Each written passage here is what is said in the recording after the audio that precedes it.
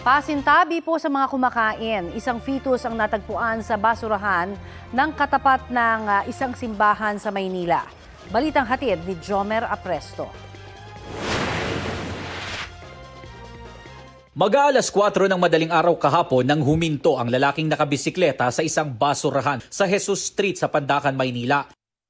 Habang kinakalkal ang mga basura, isang kulay itim na plastic bag ang kanyang binuksan.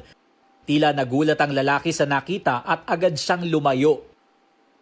Ilang saglit lang, may kita ng ilang pulis at mga tao na mayroong sinisilip sa basurahan.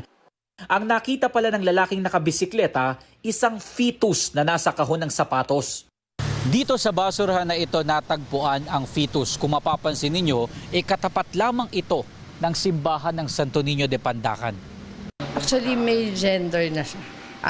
Male yung gender niya. Tapos siguro approximately nasa 5 to 6 months na po.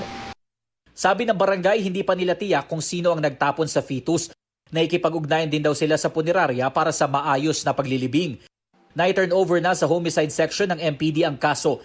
Patuloy ang kanilang investigasyon para matukoy ang ina at ang nagtapon sa fetus na maharap sa karampatang reklamo.